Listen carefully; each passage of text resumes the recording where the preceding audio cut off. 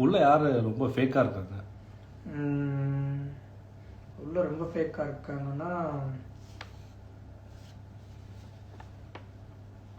நான் வெளியே வந்ததுக்கப்புறம் பார்த்ததை வச்சு சொல்கிறேன். வியானா, வினோத் அண்ணா, இந்த 2 பேர் மெயினாக நம்ம எடுத்துக்கலாம். மெயினாக வந்து வினோத் அண்ணா சொல்லலாம்.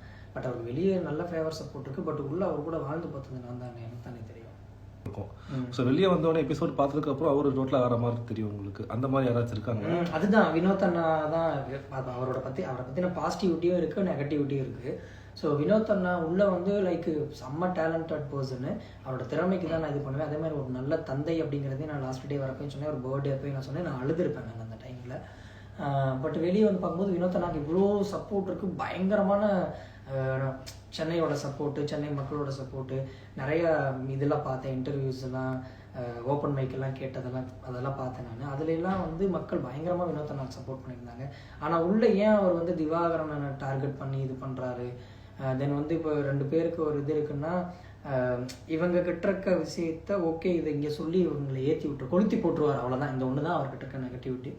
பட் வெளியே வந்து பார்க்கும்போது அவருக்கு இந்த அளவுக்கு ரெஸ்பான்ஸ் இருக்கான்னு பார்க்கும்போது பெருமையாக தான் இருக்குது.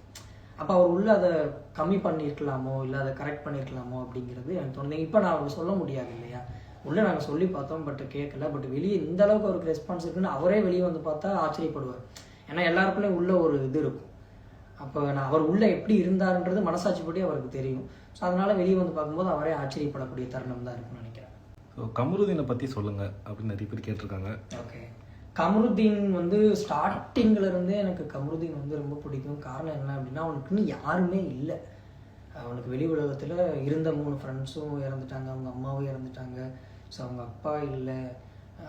பட் அவன் வந்து பயங்கரமாக கோவப்படுவான், எதுக்கெடுத்தாலும் கை வாங்கிடுவான்.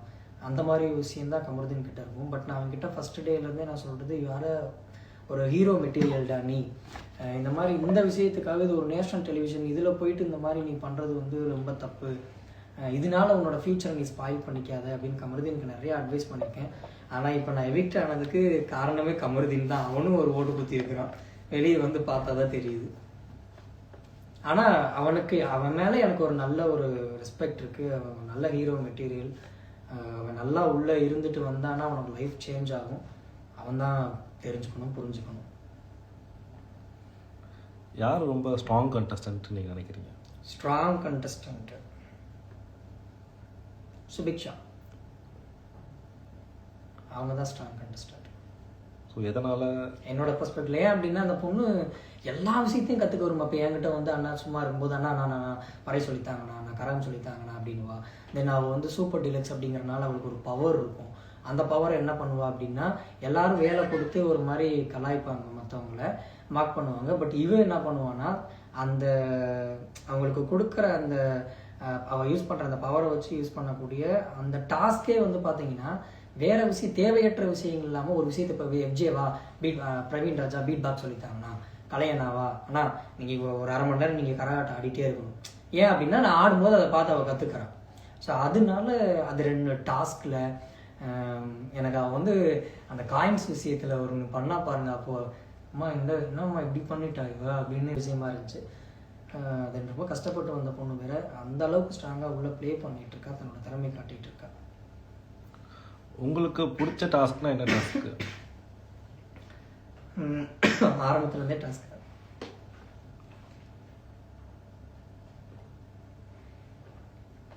ஆரம்பத்துலேருந்தே எந்த டாஸ்க்குமே எனக்கு பெருசான இன்ட்ரெஸ்டே கிடையாது. எனக்கு பிடிச்ச டாஸ்க் அப்படின்னா 2 டாஸ்க்கு. ஆமாம், ஒன்று வந்து எல்லாருக்கும் யூனிஃபார்ம் கொடுத்து எங்களோட அடையாளங்களை பறிக்கிறேன்னு சொல்லிட்டு எல்லாத்தையும் பிடிங்கிட்டு விட்டாங்க இல்லையா, ஓடுங்கடா உள்ள கிடங்கடா அப்படின்னு சொல்லிட்டு. டீலக்ஸும் கிடையாது, பிக் பாஸும் கிடையாது.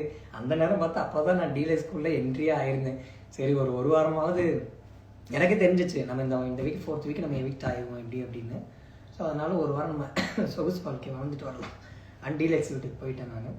அந்த டைமில் எல்லாத்தையும் போன அன்னைக்கே எல்லாத்தையும் பிடிங்கிட்டு விட்டாங்க. அந்த ஒரு டாஸ்கில் ஒவ்வொருத்தவங்களும் மேக்கப் இல்லாமல், லிப் பாம் இல்லாமல், காஸ்டியூம்ஸ் இல்லாமல் அவங்க பட்ட பாடலாம் பார்க்கும்போது அது பயங்கரமான ஒரு என்டர்டெயின்மெண்ட்டாக எனக்கு இருந்துச்சு. ஸோ அது ஒன்று. 2வது ஃபுட் டாஸ்க்கு. அதில் நான் தான் ஜெயித்தேன், அத்தானா செத்தானா அப்படிங்கிறதுல.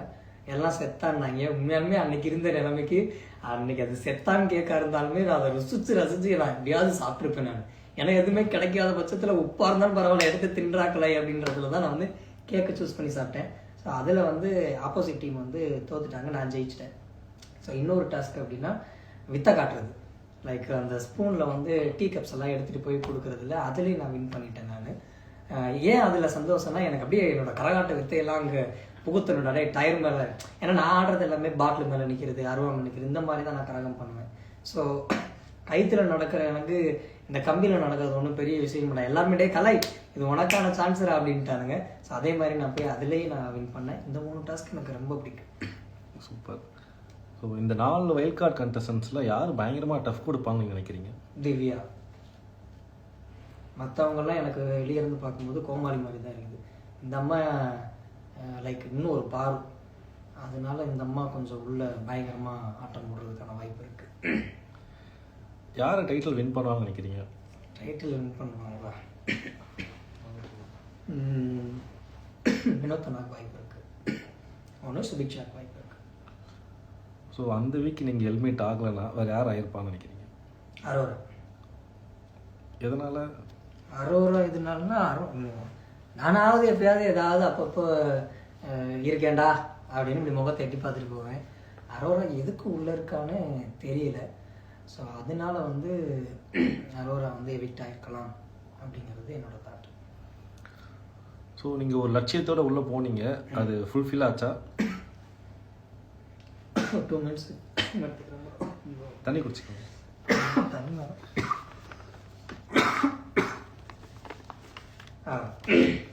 நான் வந்து உள்ளே போயிட்டு கோப்பை வாங்கணும், டைட்டில் வின் பண்ணணும், இட்டு வருவோம்டா ஒரு 80 லட்சம் 90 லட்சம் அப்படிலாம் பிளான் போட்டுலாம் நான் உள்ளே போக கிடையாது. ஸோ நான் என்ன லட்சியம் ஃபிக்ஸ் பண்ணி போனேன்னா, ஏன்னா உள்ளே போகிறதுக்கு முன்னாடி பியர் டிரான்ஸ்பிளான்டேஷன் பண்ணிட்டு இருந்தேன், ஃபேஸ் சர்ஜரிக்காக மூவ் பண்ணிட்டு இருந்தேன், பாடி டிரான்ஸ்ஃபியூஷன் நிறைய விஷயம் பண்ணுறதுக்காக எல்லாமே மூவ் பண்ணிட்டு இருந்தேன். காரணம் என்ன அப்படின்னா, எனக்கு இந்த முகத்தில் வாழவே இந்த உலகத்தில் பிடிக்கல.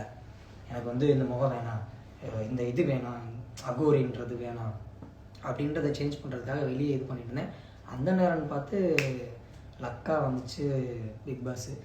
வைல்ட் கார்டு கண்டஸ்டன்ஸ் வந்து இப்போது போயிருக்காங்க ப்ரோ. 4 பேர் உள்ளே போயிருந்தாலும் அவங்க வந்து தன்னை ராஜான்னு நினச்சிக்கிட்டாங்களா என்னன்னு தெரியல. உள்ள ஆல்ரெடி ஒரு கேங்ஸம் இருக்குது, ஒரு கூட்டம் இருக்குது. மேபி இந்த வீக்கில் அந்த 12 நாமினேஷனில் ஒயில்ட் கார்டு இருந்தால் ஒயில்ட் கார்டை தான் எஃபிக்ட் பண்ணி விடுவானுங்க. அதனால் உள்ளே எங்கள் ஒரு டீம் இருக்குது. ஸோ அதனால வந்து ஒயில்ட் கார்டை பற்றி எனக்கு பெரிய அளவுலாம் எந்த ஒரு இதுவும் கிடையாது. திவ்யா அவங்க மேலே ஒரு சின்ன இது இருக்குது. அது அடுத்த ஏதாவது கொஸ்டின்ஸ் வந்தால் அவங்க பற்றி நான் சொல்கிறேன். சூப்பர். ஸோ ஃபேமிலியை மீட் பண்ண உடனே என்ன சொன்னாங்க? சரி வெளியே போடா அப்படின்ட்டாங்க, கட்டி போடுக்கையோடு அனுப்பி விட்டாங்க. அது ஒரு பர்சனல் இஷ்யூ காரணமாக நான் கிளம்பி என்னோடய அப்பார்ட்மெண்ட்டுக்கு வலசரவாக்கம் நான் போயிட்டேன். நான் சரி போனவுடனே ஃபஸ்ட்டு போய் எல்லாத்தையும் பிள்ளைங்களாம் தூக்கிட்டு அட் பண்ணிவிட்டு உள்ளே இருந்தேன். உங்களுக்காக தான் வெளியே வந்தேன், என்னால் உள்ளே இருக்க முடியல அப்படின்னு நான் இது பண்ணலான்னு பார்த்தா, உள்ளே நுழைஞ்ச ஒரு 10 நிமிஷத்துலேயே கட்டி கொடுக்குறேன், தூக்கும் போது நீ கிளம்பு அப்படிங்கிற மாதிரி சொல்லிட்டாங்க. என்னென்ன actually when I my evicted in Bigg Boss, அப்போ ஒரு விஷயம் அங்கே இருக்கவங்க சொன்னாங்க, ஐ டோட்டலி டிசப்பாயிண்டட். அது என்னோடய பர்சனலு. நான் அது அடுத்து நான் எதுலையாவது நான் என்னோடய சேனல்லே அது சம்திங் அதை நான் சொல்கிறேன்.